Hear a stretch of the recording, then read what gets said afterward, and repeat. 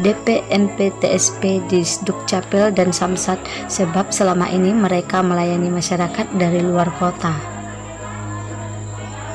Untuk hari ini kita melakukan rapid test secara massal, artinya sebelum penetapan ditetapkan oleh pemerintah Kabupaten Aceh Selatan, kita perlu memeriksa beberapa perjalanan masyarakat kita, itu di perkantoran dan komunitas pelayanan ya, seperti KPBT, Dukcapil, Samsat. Pada hari ini menjadi sasaran kita karena memang selama ini mereka melayani masyarakat dari luar kota.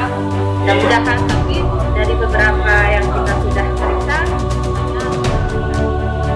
Terima kasih telah mengunjungi Ceber Channel.